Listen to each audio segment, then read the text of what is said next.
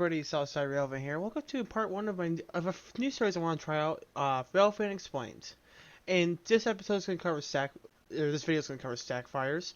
I do want to mention all photos belong to the rightful owners. None of these are mine. I've been pulling them off of Google. I will do sources and all that more towards up and coming, but all photos belong to the rightful owners. Just as a disclaimer. So I've been noticing over the years, stack fires can be misconcepted or overreacted to certain cases. From my home state, the Massachusetts Bay Transportation Authority, to Amtrak, to Kansas City Southern, and I'm going to go over three main categories of what can happen in them.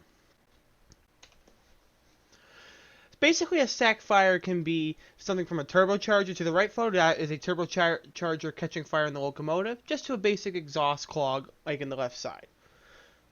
A stack fire can be multiple types of things. It could just mean that the exhaust needs to be cleaning and oil heats up inside, or oil particles like kind of like a sand type feeling, and it just heats up and it smokes and it builds heat, and then next thing you know you have a spark and then it catches fire.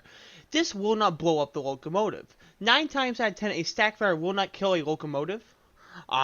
It depends on the case, though. It depends on what type of issue it is. It can be any type. To the left is a commuter rail train that caught fire on the Providence and Stoughton line. I don't remember what year this was. I remember seeing something about it. But it was overreacted. But people were like, why is the engine on fire?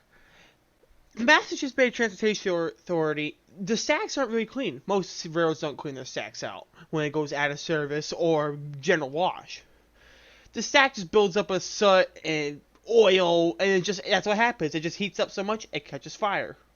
A turbocharger is a little bit of a different case. I can't really explain that because I'm not a mechanical wizard. I don't understand mechanics of how a turbocharger fully works. I apologize about that. That could be something I could try to look into a little bit later down the road. And again, different types, turbochargers. It could just be a standard type. It covers a wide range. It could be anything from the prime mover issues to a traction motor fire. Yes, there is traction motor fires. But it's not deemed under, to me, I wouldn't deem it under the stack fire case, but a traction motor is basically one of the wheel axles.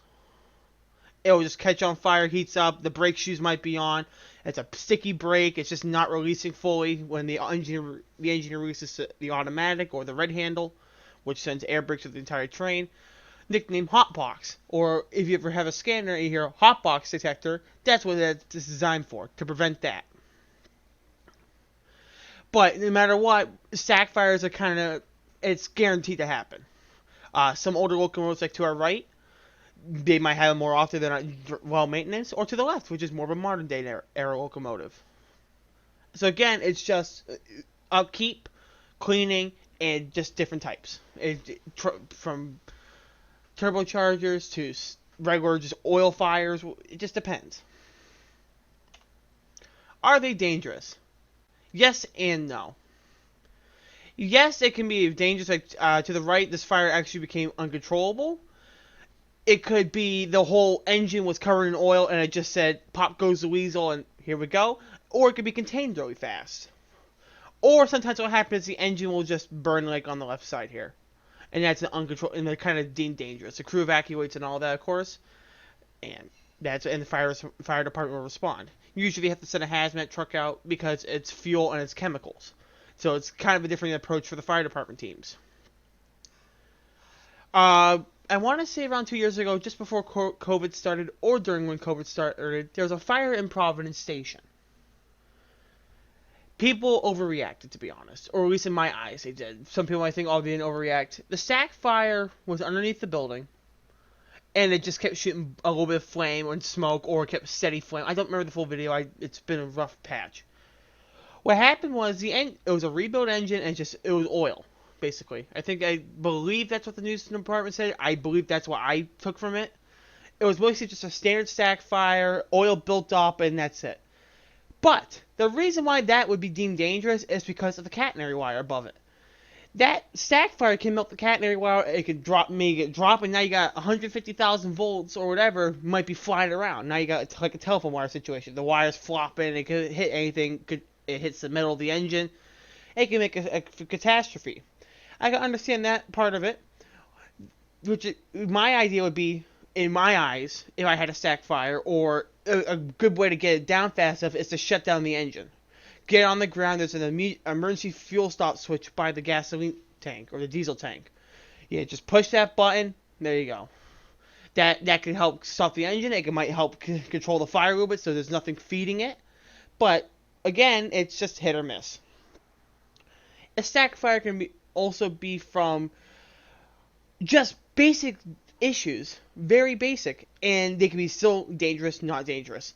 There was a video of a NSA engine on fire. I don't remember. I think it was Worldwide Trains that posted it, and it was just black, billowing snow with the whole stack just flying. It was just like here be the flame up until here. The next was just smoke.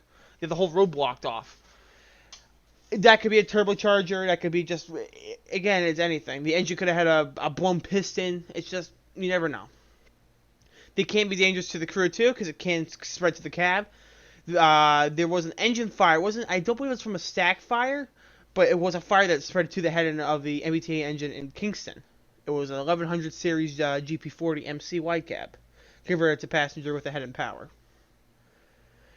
It's, again, it can be dangerous, it cannot be dangerous, but the best thing to do is stay calm, and the crew's probably already in contact tonight with 911.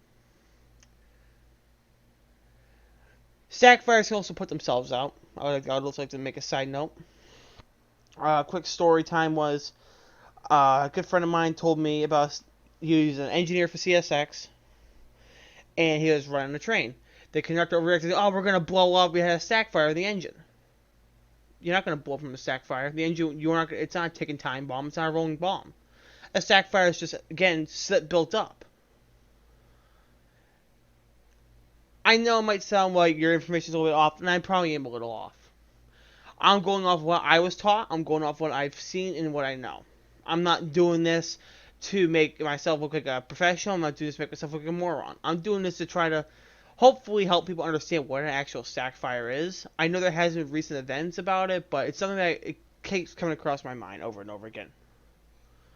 I think the next episode I probably do, I know it's a little short of an episode, I apologize, or videos. The next one I do is going to be head and powers. What's the thing of a HEP for a passenger train, and what's the different types? Or we'll go into more of a signaling system of how dispatcher does trains. I appreciate everyone for tuning in today's video. If you did enjoy, please leave a like or leave a comment. Say maybe you go over this. I have enough information. I could probably go over a wide range of topics, but I also might have enough. I might have some information I might be a little rusty on or a little accurate, which I apologize. I'll try to do as much as I can for homework. I'll try to go into it more and more if it's a big topic. But yeah. So, again, stack fires, they can be dangerous. They don't have to be dangerous. It's just, that's what happens. Older locomotives, again, if they don't keep up to date or Tier 4 emissions or anything like that, it can curve the engine like it did in this case with the C44-9, I think it is. I'm just going by the first three digits. That's why also a lot of General Electric with the FRA and all that, with Tier 4 emissions, Tier 5 emissions, because they try to prevent that less carbon producing. But when you see black smoke coming out of the engine, that's usually just oil built up, or more of just like a dirty exhaust. Or the exhaust fans, or the exhaust pipe needs to be cleaned out. It's just, that's what happens. It builds up enough, heats up, and now you got a fire. Or builds up enough, and now you got black smoke, or that's it. The engine, 9 times out of 10, usually not blow up, like a whole prime mover going kaboom, like a rolling bomb, or like a tank car blowing up when it strikes something, and it's literally like a fuse. It's just not like a Hollywood situation. But again, I could be a little accurate, I could be a little out of date with my information. So, if there's anything I messed up, please let me know in the comments. Well, I'm more willing to admit that I'm wrong. I'm not, this is what I see, this is what I've learned, and I'm just trying to say what a stack fire is in my case, or try to help understand what a stack fire is. I hope you enjoyed the first episode of Railfan Explains, and have a wonderful evening, day, or whenever you're watching this.